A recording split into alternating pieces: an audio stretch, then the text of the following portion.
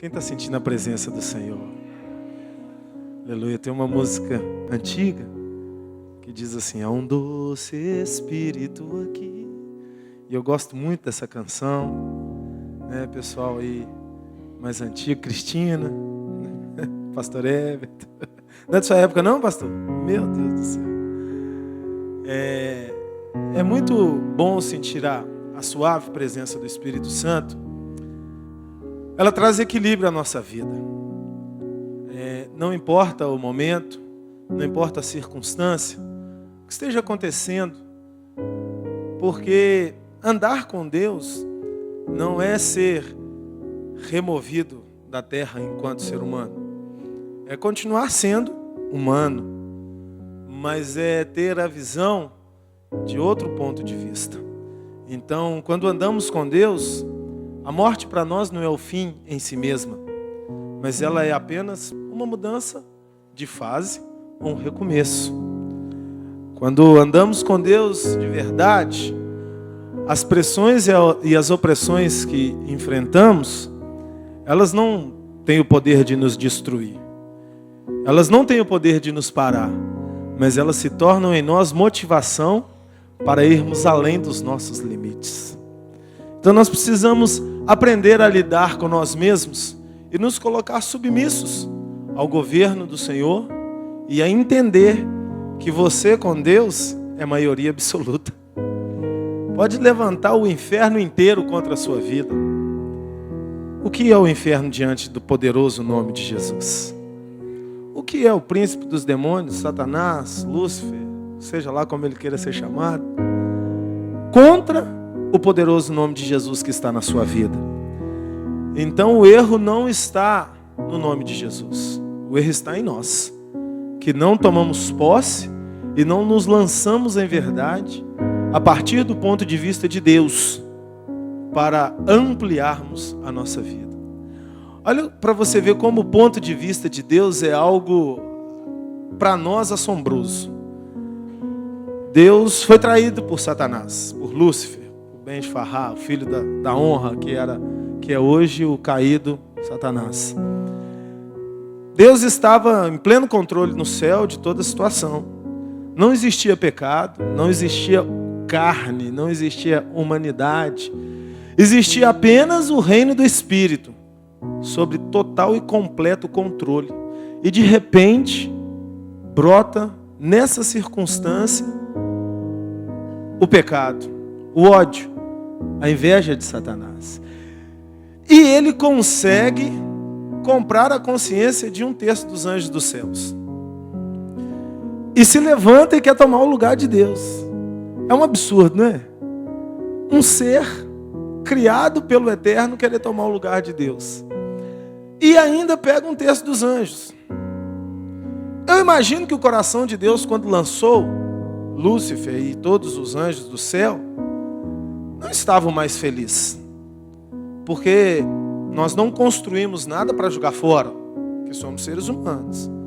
Imagina Deus, soberano, todo-poderoso, colocar para fora aquele que nele ele tinha investido tanto, porque, como lemos lá no livro de Ezequiel, capítulo 28, ele era querubim ungido, andava no meio das pedras afogueadas, e todo som que existia era emitido quando ele andava. Era uma coisa maravilhosa, gloriosa, suntuosa. E Deus teve que o lançar do céu. Se Deus fosse eu e você, Deus ia entrar numa crise de depressão. O meu filho da honra, o mais bonito até então, me traiu. E ainda pegou milhares e milhares de outros e me traíram. E todos tiveram que ser expulsos da casa do grande Pai do universo. Ele iria ficar triste se ele fosse eu e você. Com certeza, não ia, gente? Quando somos traídos, não ficamos tristes e abatidos? Ainda mais quando essa traição vem de alguém que amamos e não esperamos que nos traia. Mas olha o ponto de vista de Deus. Quando a crise chegou, Deus não ficou abatido, não ficou triste e achou uma motivação. E a motivação de Deus foi algo maravilhoso. Porque quando Lúcifer foi colocado para fora do céu, Deus providenciou criar o universo habitado por nós. E no universo habitado por nós, Deus olhou para o caos. E o texto lá de Gênesis diz que no princípio criou Deus os céus e a terra era sem forma e vazia, e havia trevas sobre a face do abismo. Pois bem, quando ele foi colocado para fora do céu, no momento de crise em que Deus poderia estar vivendo, Deus olha para o caos, para a destruição, e pensa assim: eu vou mudar essa história. Eu vou virar esse caos. Eu vou transformar essas trevas em luz. E aí nós vemos Deus começando a construir o universo, e disse Deus: haja luz, e houve luz.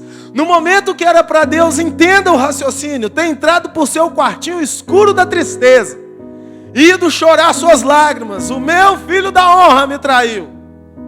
Ele não fez isso. Ele foi trabalhar, ele foi criar e ele foi construir, porque ele é o Deus que pode transformar qualquer situação.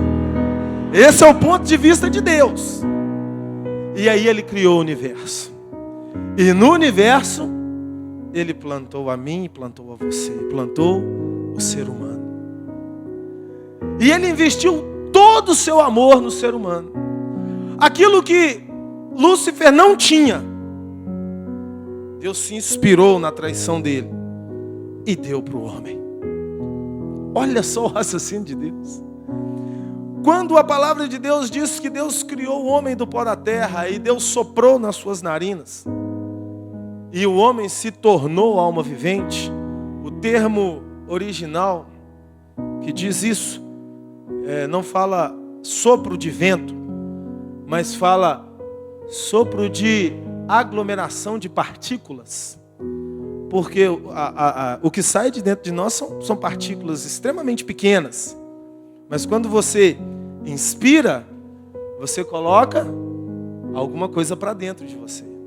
E quando você expira, você coloca partículas do seu corpo para fora. São partículas do seu corpo, que a natureza vai tratar de pegar, e nós sabemos lá como é que funciona, e fazer a fotossíntese, e transformar, e aí nós sabemos como é. Mas, em essência, você está liberando pedaços mínimos, invisíveis, mas algo de dentro de você está saindo, não é verdade? Por isso que quando uma pessoa está afogando, e você faz uma respiração boca a boca, você tem a capacidade de salvar aquela vida. Porque aquele pulmão que está sem oxigenação e parado, ele vai receber um oxigênio que sai de outro pulmão. E é inserido naquele corpo. E ativa a respiração e completa a ausência de oxigênio. E assim nós podemos salvar uma vida. Então, quando o texto diz que Deus soprou, ele diz: Deus liberou pedaços dele para dentro do homem. E ele se tornou alma vivente. Se tornar, é necessário que haja uma soma. Algo só se torna outro algo quando tem duas coisas que se unem, que se fundem. E eu e você somos resultado da fusão de pedaços de Deus tocando a terra. Eu e você temos Deus dentro de nós. E Deus soprou e criou o ser humano. E novamente Deus investiu. E passou-se algum tempo. E esse que recebeu o investimento de Deus, agora uma porção maior do que o Ben-Farrá, o filho da honra, Satanás. Mais conhecido, né? Atualmente. O ser humano recebeu uma porção de amor da parte de Deus maior do que ele. Amém? Vocês estão comigo? Amém? Glória a Deus. E aí, o que aconteceu com o homem algum tempo depois? Traiu a Deus. Deus falou: não coma de uma árvore. Centenas e centenas, milhares de árvores estavam ali dispostas para o homem comer. E uma árvore que Deus falou para que ele não comesse, ele foi e traiu a Deus. Agora, se Deus fosse eu e você, o que Deus falaria? É perseguição. Tem alguma coisa errada comigo. E alguns num português mais, né? Tem uma cabeça de bode enterrada no meu quintal. Não é possível, ó céus, ó vida, ó mar, ó ar, ó pássaros. Ai, meu Deus. E Deus foi chorar? Não. Quando a crise chegou, Deus tirou o S dela. O que acontece quando você tira o S da crise? O que vira a palavra? Tira aí, tira o S da crise. Fala alto, gente. Deus tirou o S da crise e criou. E o que Deus criou dessa vez? O envio do seu único filho. Deus se partiu, tirou a sua palavra, porque o Cristo é o Verbo, e o Verbo é Deus, e o Verbo está com Deus. E todas as coisas que foram feitas por meio dele. E sem ele nada do que foi feito se fez. Ele é a palavra de Deus. E quando Deus pela segunda vez foi traído na cara, ele não foi para o quartinho da depressão. Ele criou. Só que agora na terceira vez ele falou: agora eu vou fazer algo completo. Eu vou me distender. E eu vou mandar parte de mim, que é o meu único filho, para derramar o seu sangue na cruz do Calvário. Para derramar o meu sangue na cruz do Calvário. Porque o sangue de Jesus é o sangue do próprio Deus. Porque ele foi feito por obra do Espírito Santo. E Deus mandou Jesus. E quando Deus estava sendo traído, ele buscou inspiração dentro de si mesmo. E criou a solução para toda a terra. O sangue que nos liberta, o sangue que nos completa, o sangue que nos leva além de nós mesmos, o sangue de Jesus que tem poder. E não importa, pode aplaudir o Senhor, glória a Deus.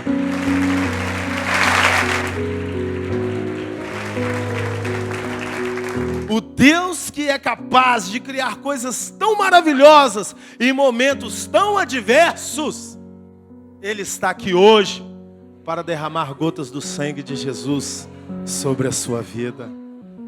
Nós precisamos escalar e subir a árvore do eu. Nós vamos entender o que é essa frase. Abra sua Bíblia comigo no livro de Lucas, capítulo 19. Vamos ler dos versículos 1 ao 10. Tendo Jesus entrado em Jericó, ia atravessando a cidade. Havia ali um homem chamado Zaqueu, o qual era chefe de publicanos e era rico. Este procurava ver quem era Jesus, e não podia, por causa da multidão, porque era de pequena estatura. E correndo adiante, subiu a um sicômoro, a fim de vê-lo, porque havia de passar por ali. Quando Jesus chegou àquele lugar, olhou para cima e disse-lhe: Zaqueu, desce depressa, porque importa que eu fique hoje em tua casa. Desceu, pois, a toda pressa, e o recebeu com alegria. Ao verem isso, todos murmuravam, dizendo: entrou para ser hóspede de um homem pecador. Zaqueu, porém, levantando-se, disse ao Senhor: eis aqui, Senhor, dou aos pobres metade dos meus bens, e se em alguma coisa tenho defraudado alguém, eu lhe restituo quadruplicado. Disse-lhe Jesus: hoje veio a salvação a esta casa, porquanto também este é filho de Abraão. Só até aí, Tiago. Vou ler aqui na minha tradução, porque nessa tradução do Data Show diz sicômoro, que é a mesma coisa que figueira brava. Por que brava? Porque figueira é uma árvore frutífera, e ela se torna um sicômoro quando ela é uma árvore ruim. E aí o nome dado a essa árvore, uma figueira ruim, é sicômoro. Ruim por quê? Dá frutos mirrados. A casca é muito grossa, não se aproveita para nada. nem para queimar na lenha, porque as fibras dela não ressecam, então fica aquele negócio verde que não dá para queimar. E Zaqueu subiu nesta figueira brava. Quando eu estava sendo ministrado pelo Espírito Santo para preparar essa mensagem, para recebermos do Senhor, o Espírito Santo foi me levando a algumas comparações muito interessantes. E nós vamos andar um pouco dentro dessas comparações. E a Bíblia, ela compara coisas com outras coisas para que o entendimento seja melhor. Por isso, quando você estiver lendo a Bíblia, sempre leia se perguntando, por que isso? Por que Deus falou pedra agora? Por que Deus falou água agora? Por que Deus mandou tocar e não bater na rocha? Por que Deus mandou subir no monte? Por que Deus mandou descer do monte? Vá se perguntando que o Espírito Santo vai te revelar. Amém? Mas hoje, Deus mandou pronto para você. Você não vai ter que perguntar, só receba. O nome Zaqueu é um nome grego, Zacaios, é o nome certo, no grego, Zacaios. No hebraico é Zik, mas é a mesma coisa. O importante não é o termo na outra língua, é o significado. Significa justo. Zaqueu significa justo. Então, se Zaqueu morasse aqui em Vila Velha, ele não chamaria Zaqueu, ele chamaria justo. Agora, olha que coisa, no mínimo, engraçada. O justo cobrava impostos do seu povo para mandar dinheiro para o outro povo. Aportuguesando, ele era um capitão do mato. Quem lembra da figura do capitão do mato aqui? Quem já assistiu o seriado de negros aí da época? O que era o capitão do mato? Ele era negro, mas ele capturava os negros, prendia os seus irmãos de cor e entregava para os seus algozes, portugueses, holandeses. Então ele era o traidor.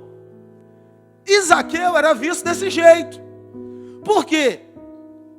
Os cidadãos hebreus moravam em Jerusalém, moravam em Betânia, nas cidades de Israel. E para viverem dentro da sua cidade, eles tinham que pagar para os romanos que haviam dominado Israel. Eles estavam vivendo sob julgo imperial. E eu acho que isso é a coisa mais revoltante para qualquer povo, não é, gente? Ser usurpado por um outro povo. Mas a pessoa que fazia isso, que executava isso, não era um romano, armado de espada, de couraça, ameaçando. Era um irmão dele, judeu, que chamava Justo. Eu imagino Zaqueu sentado na coletoria de impostos. O cidadão vinha com o salarinho dele lá, recebeu R$1.000 no final do mês. Estava lá Zaqueu, ele tinha que pegar os 1.000, aí estava lá, tem que pagar aluguel 400, tem que fazer compra 300, já foi 700. Escola dos meninos, mas acabou meu dinheiro, ainda tem que pagar mais 100 de imposto. E ele devia olhar para a cara de Zaqueu e falar: de justo, você não tem nem o jeito de andar. Você é muito injusto. Esse era Zaqueu, detestado pelo seu povo. Só que esse homem, dentro dele, tinha um anseio de conhecer o verdadeiro poder, o anseio de conhecer a verdade. Pelo que ele fala no texto, ele também não era satisfeito com o que ele fazia da vida. Só que ele por si só, ele não conseguia quebrar as cadeias que o prendiam. Sabe-se lá por que Zaqueu era cobrador de impostos. Mas quando Jesus entra na casa dele, a primeira coisa que ele fala: se eu defraudei alguém, o que é defraudar? É roubar, é pegar indevidamente o que não é seu. Se eu defraudei alguém, eu vou restituir 4 vezes mais.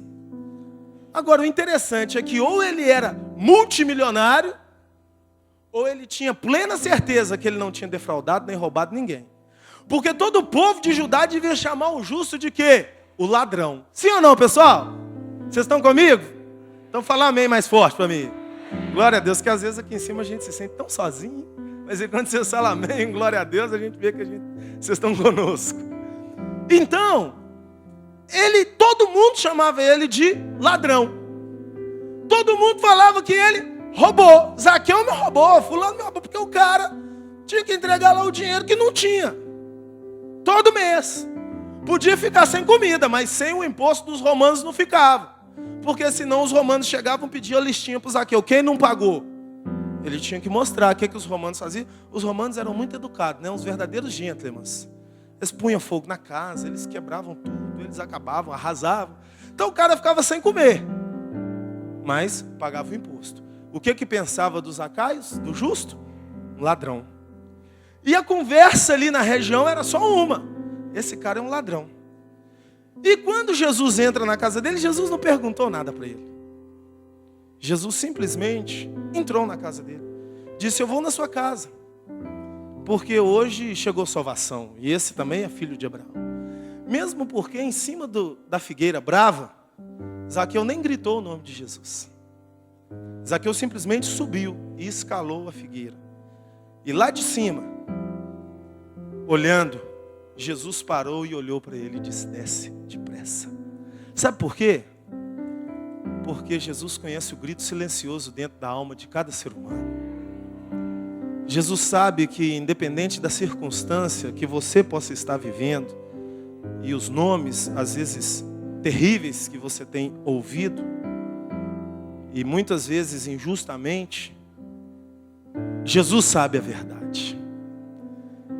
E o sangue dele é a seiva verdadeira, que pode mudar realidades e trazer uma frutificação poderosa na sua vida. Não importa, meu irmão, minha irmã, o que você está vivendo.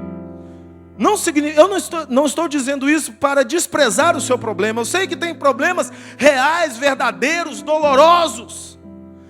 Mas isso não importa.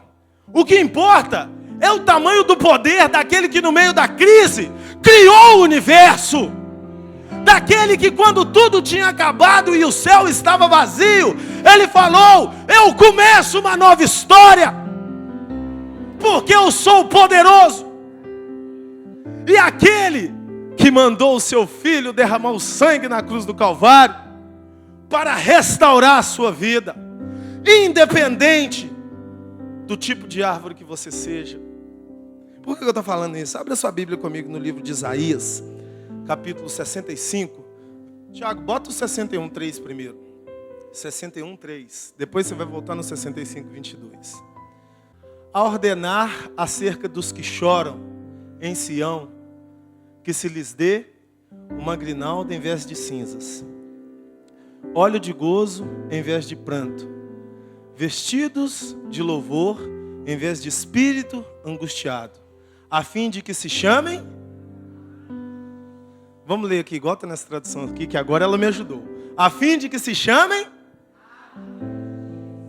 plantação do Senhor, para que Ele seja glorificado.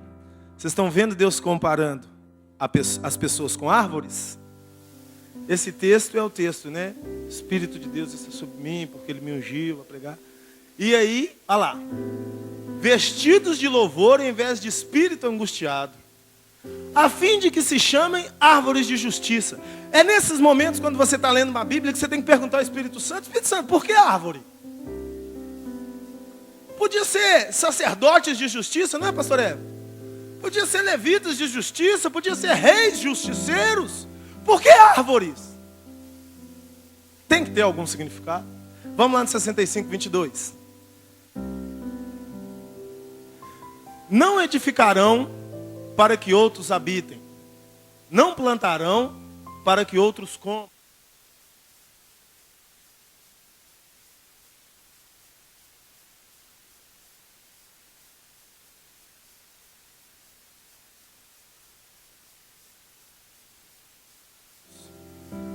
Vocês perceberam que nos dois textos, o espírito profético está falando de transformação radical?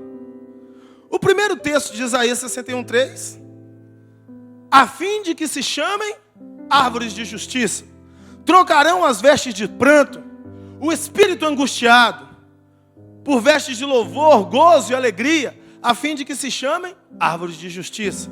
Viram a transformação do pranto, da tristeza, da angústia, da depressão, do fim, para a vitória, para a conquista, para o começo? Quem viu isso, fala comigo, amém. E no 65:22, Depois você lê o 65 a partir do versículo 1.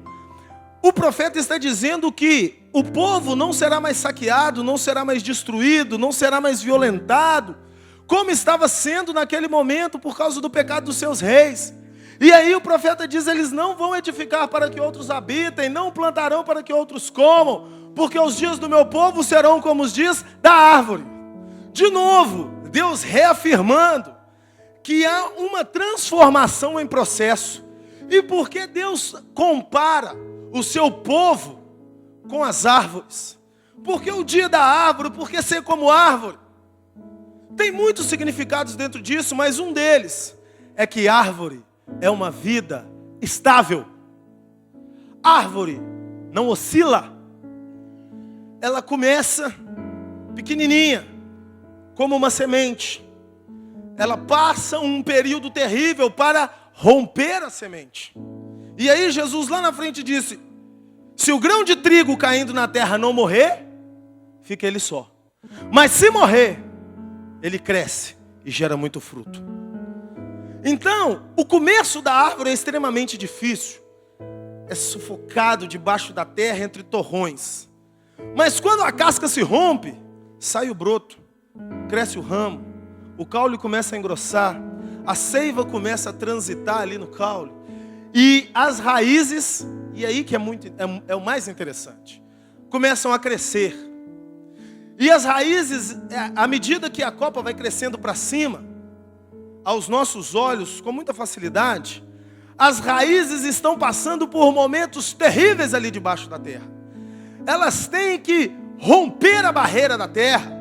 E dependendo do solo onde ela está plantada, ela tem que romper pedras. Ela tem que romper dificuldades. Ela tem que caminhar, senão a árvore lá de cima vai morrer. Ela tem que buscar os nutrientes da terra. E chegar até onde? Os lençóis de águas que estão debaixo do solo. O segredo do infinito. Porque quando nós furamos a terra e achamos um poço artesiano, água boa, né? Todos sabem o que é poço artesiano. Você está livre da conta de água, porque você vai ter água eternamente. Não acaba. O complexo é furar e achar o lugar certo. Vocês estão comigo? Amém? E a árvore passa por isso.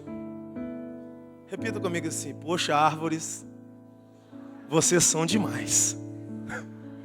Porque depois que a raiz passou por isso tudo, e ela encontrou a água subterrânea, e muitas vezes se furam próximos de árvores, em sítios, fazendas, para achar poços de água, e se furam e não acha água. Onde foi que a raiz dessa árvore chegou para achar essa água? E aí os geólogos se batem a cabeça e não acham. Existe um segredo na árvore. Ela tem raízes profundas.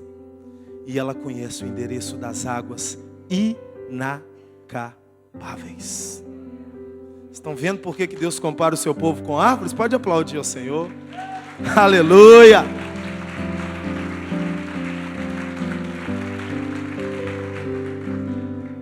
Porque a árvore, ela tem o poder em si mesma de transformar o deserto em manancial.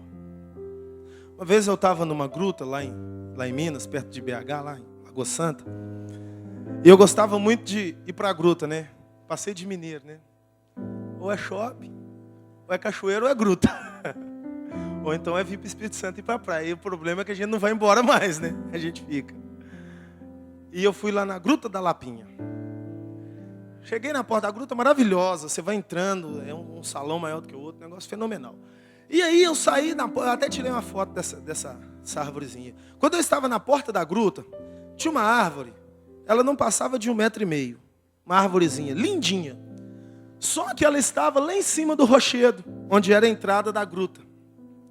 Só que do chão até o lugar onde ela estava, tinha aproximadamente uns 55 metros de altura.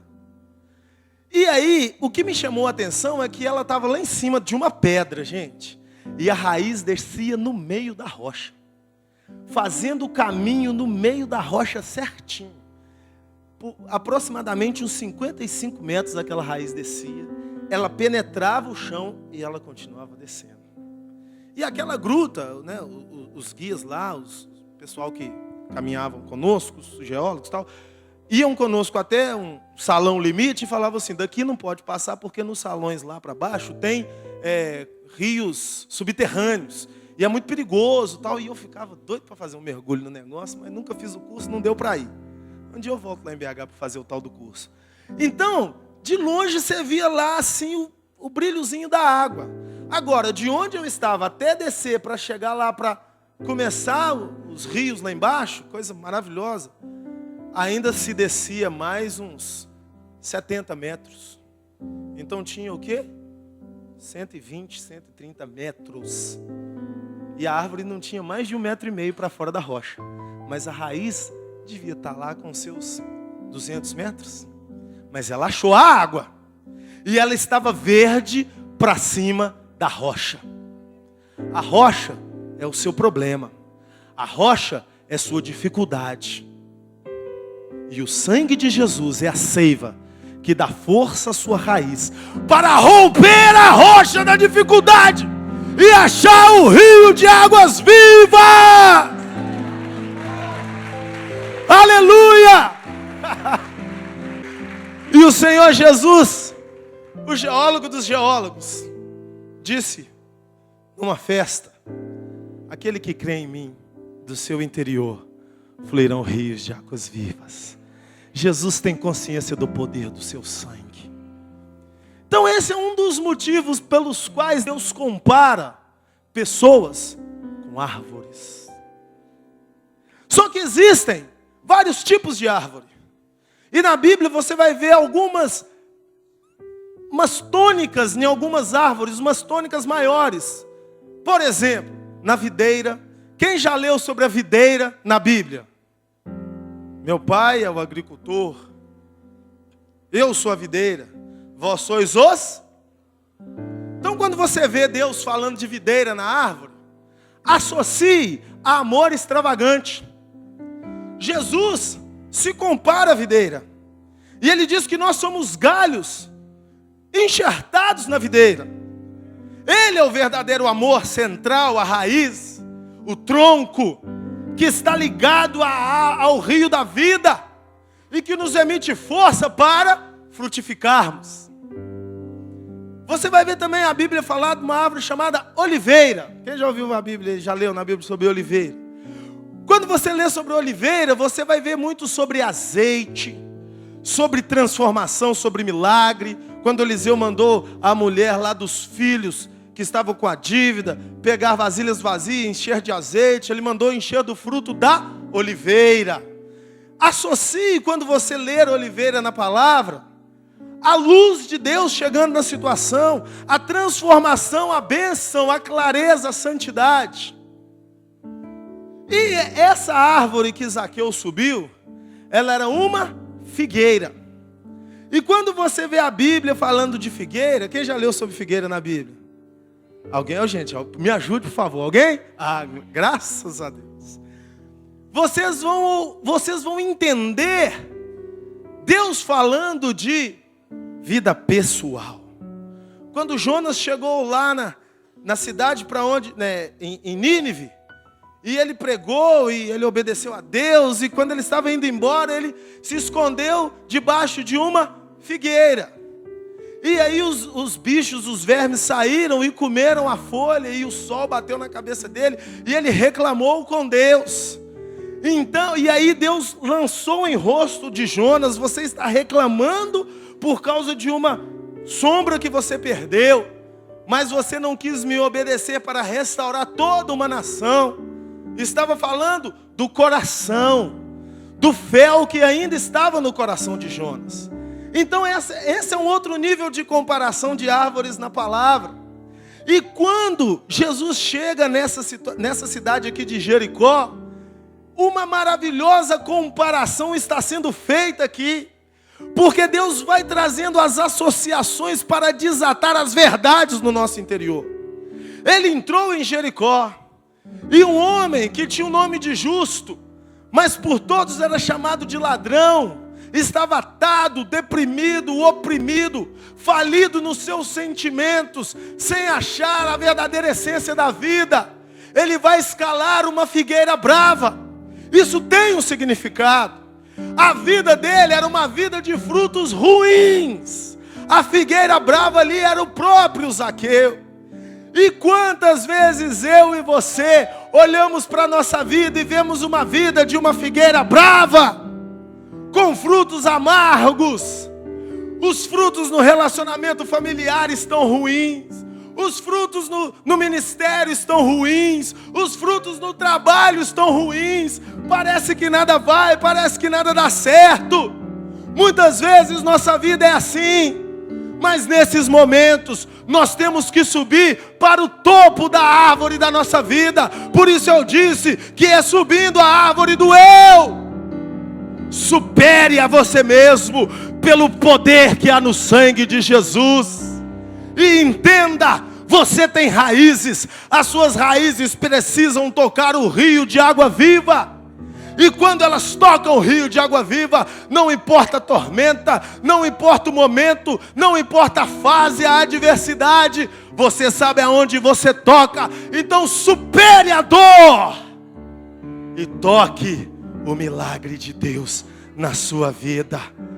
Porque a seiva que corre em você é a seiva do sangue de Jesus, que tem poder para transformar todas as situações.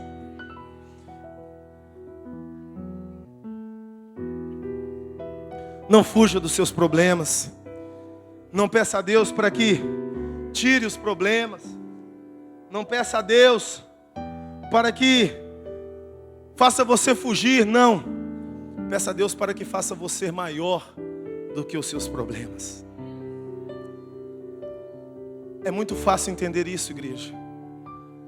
Quando a adversidade nos toca, quando a opressão nos toca, quando mentem ao nosso respeito, quando caluniam a nossa pessoa, quando pessoas que amamos nos traem, nós sabemos, se nós nos deitamos perto do tronco da árvore, ou se nós subimos nela e ficamos lá em cima, para ver de cima para baixo.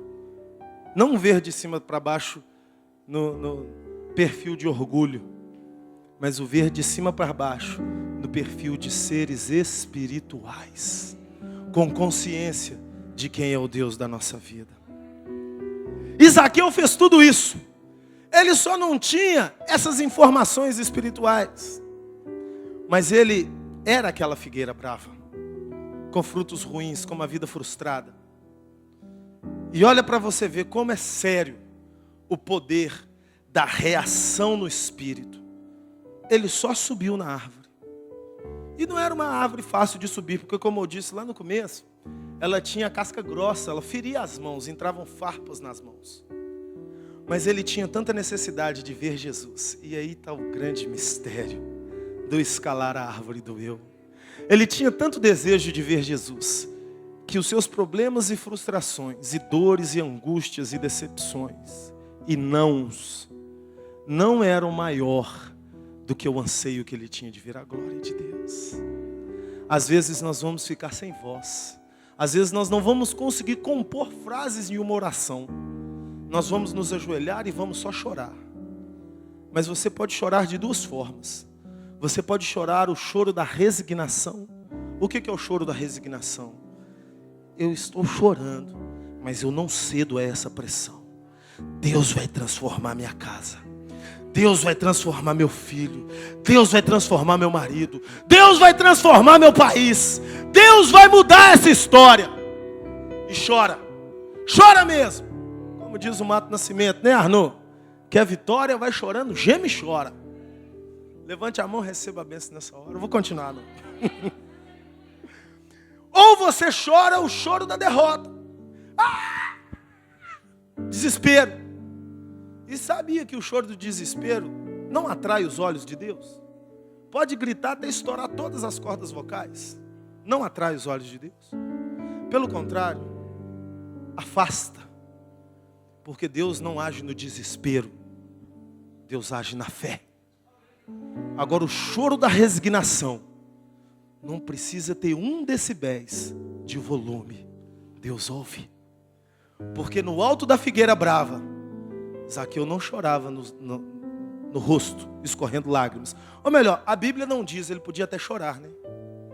Mas ele chorava essencialmente na sua alma. Eu quero te ver, Jesus. Eu preciso te ver, Jesus. Eu sei que você cura enfermos, que você limpa leprosos, que você ressuscita mortos, que você justifica a prostituta que está a ponto de ser apedrejada. Eu sei, Jesus, que você faz tudo isso. Eu preciso te ver. Mas ele não expressava a voz. Era aqui, ó. E ele brigava consigo mesmo. E Jesus ouviu o silêncio dele. E Jesus parou. No meio de uma multidão que o cercava e o apertava. Jesus parou. E quando Jesus parou, eu imagino, devia ter um barulho de vozes ali ao lado de Jesus, muita conversa, muito empurra-empurra, menino chorando, barulho, e Jesus andando, e as pessoas andando junto com Jesus. De repente Jesus para. Deve ter dado um silêncio. Por que Jesus parou?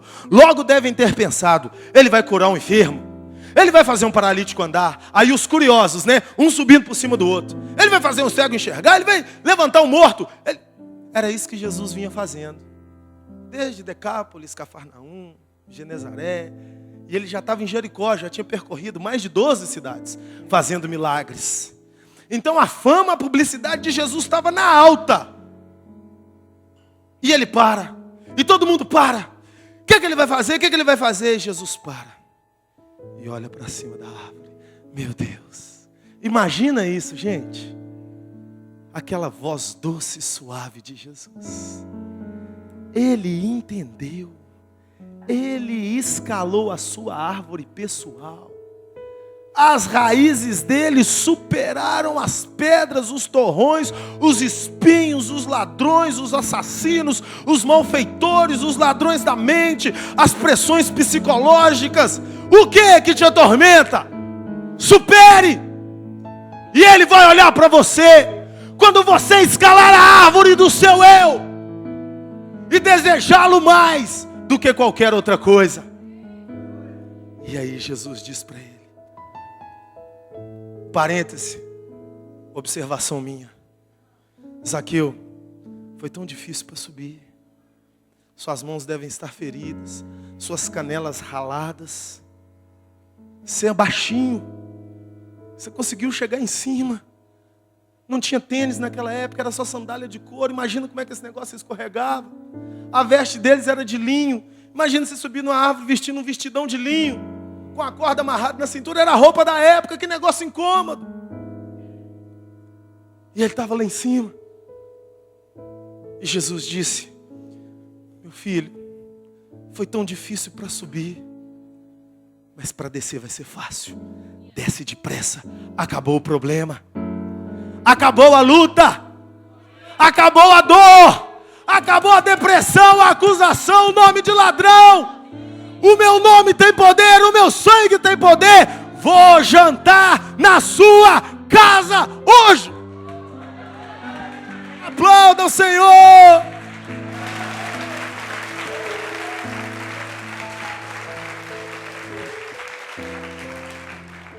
Vou jantar na sua casa hoje. Gente, para um judeu sentar na mesa de outra pessoa, ele tinha que ser íntimo. Ele tinha que ser amigo. O judeu não saía sentando em qualquer mesa, de qualquer jeito, em qualquer hora. Quando Jesus vai para a casa dele, e aí são perguntas que nós temos que fazer ao Espírito Santo. Jesus, por que o senhor foi jantar na casa de Zaqueu? Era só o senhor liberar ele ali. O senhor não foi jantar na casa do filho da viúva de Naim, que o senhor ressuscitou? Conhecem a história? Em Naim, o enterro, Jesus para o enterro e levanta o defunto. Jesus deixa o defunto ir. Jesus não fala, agora eu vou jantar na sua casa. Poxa, pastora Edmar, o banquete ia ser muito melhor na casa da viúva de Naim, não ia? Tinha acabado de ressuscitar o filho dela, Cláudia. Imagina o coração dessa mulher. Ela ia fazer tudo para Jesus, mas Jesus não foi jantar na casa dela. Jesus não foi jantar na casa de nenhum dos 10 leprosos que ele limpou. Jesus não foi jantar na casa de Bartimeu cego.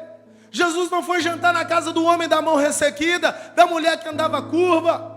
Jesus não foi jantar na casa do chefe da sinagoga, que era o barão da época, o ricão, o homem da grana, que chegou para Jesus e falou: Jesus, manda uma palavra, que o meu servo será curado, o meu filho será curado.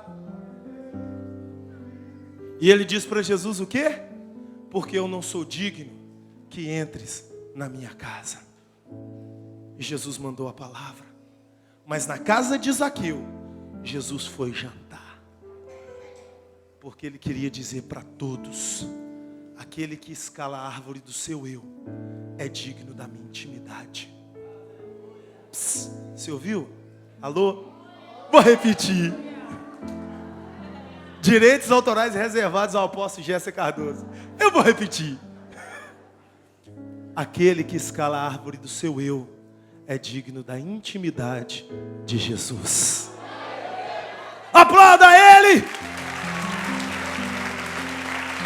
Aplauda ele! Ele é digno! Árvore frondosa que você é, escale-se, supere-se. Deus, quando criou o homem, ele superou a sua dor da traição. Deus, quando mandou Jesus, ele superou a dor da traição pela segunda vez. E por que que você fica prostrado diante dos problemas da vida? É porque você não acredita no poder do sangue de Jesus. Ou melhor, não acreditava até hoje, porque a partir de hoje você vai acreditar. No nível de intimidade desse, com o Rei dos Reis jantando na minha casa, meu amigo. Meu Deus do céu. O que você ia pedir primeiro para Jesus, gente? Chegado. E o povo da Judéia rangendo os dentes. Como ele vai jantar na casa de um pecador? Aí você faz outra perguntinha para o Espírito Santo: por que esses caras ficaram tão revoltados de Jesus e jantar na casa de Zaqueu? Porque o jantar para um judeu é coisa muito forte de significado. É um nível de amor. Como é um nível de amor para o brasileiro, o arrancar um rim e doar para alguém. Você tem quantos rins? 2, não é? É possível viver com um só? Mas é confortável viver com um só? Quando tem alguém doente que você fala: não, eu vou doar o meu rim, é porque você ama aquela pessoa. Compartilhar, profundidade, amor verdadeiro. E Jesus disse isso, gritou isso para nós. Eu não preciso de muita coisa. Eu preciso que você supere a árvore do seu eu. A figueira brava, frutos ruins, fala de pessoa, individualidade. Supera isso. Acerta a sua vida. Apruma as suas atitudes na minha presença. E em fração de segundos, eu mudo a sua história. Abra sua Bíblia comigo para concluirmos. Romanos 13, 11 a 14. Isto digo, conhecendo o tempo, que é já a hora de despertarmos do sono, porque a nossa salvação está agora mais perto de nós do que quando aceitamos a fé. A noite é passada, o dia é chegado. Rejeitemos, pois, as obras das trevas e vistamo-nos das armas da luz. Andemos honestamente, como de dia, não em glutonarias, nem em bebedices, nem em desonestidades, nem em dissoluções, nem em contendas e invejas, mas revesti-vos do Senhor Jesus Cristo, e não tenhais cuidado da carne e nem de suas concupiscências. Aplauda ao Senhor.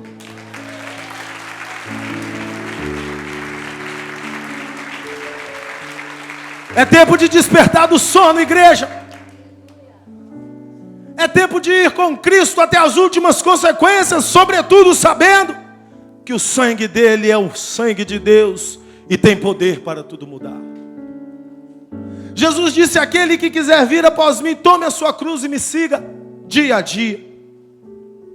E tomar a nossa cruz é morrer para nós mesmos, abrir mão de vontades, ideais, pessoais, sonhos, realizações. Mas é se abrir para ser surpreendido pelo Rei da Glória. Porque nem olhos viram, nem ouvidos ouviram, nem jamais penetrou em coração humano o que Deus tem preparado para aqueles que o buscam. E esse é o quinhão da sua vitória, aquilo que não voou ainda sobre a sua mente. E se você for com Jesus, você será surpreendido por Ele. Ontem eu comentava com uma das minhas discípulas, e ela me passava algumas questões, e eu ouvia, e eu comecei a contar um pouco da minha história. Eu acho que foi uma cura para ela. E eu falei com ela assim: ainda bem que você não é eu, hein?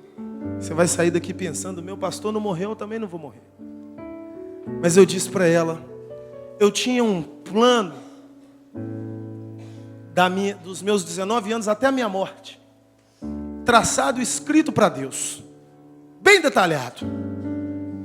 Mas ele não é 2% do que eu estou vivendo hoje, com poucos 35 anos de idade. Eu falei com ela: Deus já fez isso, Deus já fez isso, Deus já fez isso, Deus já fez isso. E quando eu ia falando, caramba, Deus já fez coisa demais na minha vida. Ele já me surpreendeu demais, além do que eu podia imaginar. Porque é assim, é o que os seus olhos não viram e os seus ouvidos não ouviram. É o que Deus preparou para você, que está associado ao poder do sangue de Jesus. E eu quero terminar aqui com uma parábola de árvore, para concluirmos essa noite. Não é uma história real, vocês vão ver que não tem nem condição de ser, mas é uma história muito ilustrativa. Alguns devem conhecer, né? Tinham 3 árvores que ficavam no alto de uma colina. E um dia elas começaram a conversar, e uma disse para a outra: o que você quer ser da vida? Ela falou: eu quero me tornar um baú para carregar ouro, diamante, joias. E você, o que você quer ser? Eu quero ser um grande navio transatlântico para transportar reis, rainhas, príncipes e princesas. Aí viraram para o outro: o que você quer ser? Falou: não, eu quero continuar plantado aqui eternamente, para que todos os homens, quando olharem para mim, se lembrem de Deus. E o tempo passou, e os lenhadores subiram aquela colina e cortaram as 3 árvores. A primeira se tornou um coxo de animais. Foi lá ser usada para colocar ração, feno, para os animais comerem. Triste fim da árvore, né? Seus sonhos frustrados. A segunda se tornou um barquinho de pesca. Transportava todo dia tainha, surubim, e por aí vai. Fedor de peixe, pescador fedorento, aquela aguinha que escorre do peixe, cheirinho bom, né? Foi o fim da árvore.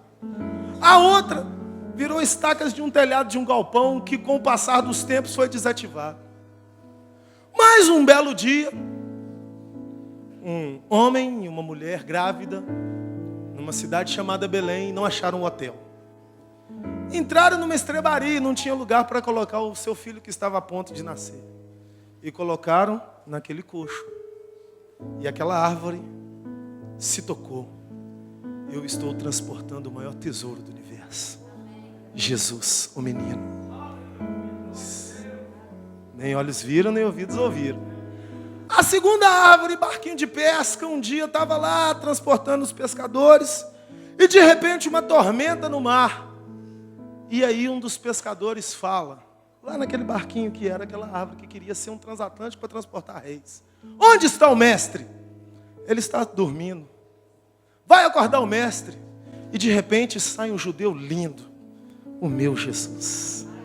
E fala: vento, acalma-te. Mar, cala-te. Quem é esse que até os ventos e o mar ele manda e lhe obedece? E a árvore descobriu que ela queria transportar reis e rainhas, príncipes e princesas. E durante um tempo transportou peixes e pescadores. Mas naquele momento, ela transportava o maior rei do universo.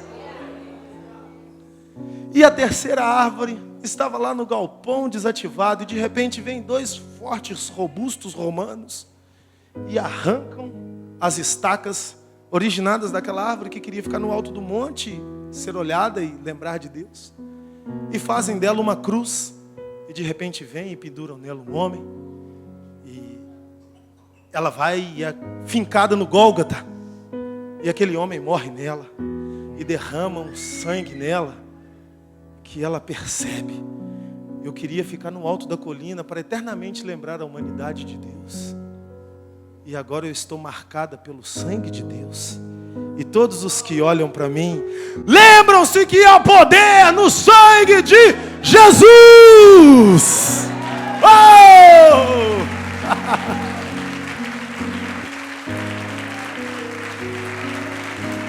Aplauda, fica de pé. Aplauda Ele. O Rei dos Reis aplauda mais. Ele merece. Ele merece. Ele está nesse lugar. Ele está nesse lugar. Há poder no sangue dEle. Há poder no sangue dEle. Nem olhos viram, nem ouvidos ouviram. Nunca penetrou, nem vai penetrar no coração, na mente daqueles que amam. Esse é o fruto do poder de Deus. Você transporta o Rei. Você toca o Rei todos os dias. E você hoje está sendo tocado pelo sangue de Jesus. Você que entrou aqui hoje cativo, de seja o que for, vai sair daqui liberto. Porque o sangue dele está derramado entre nós nessa noite.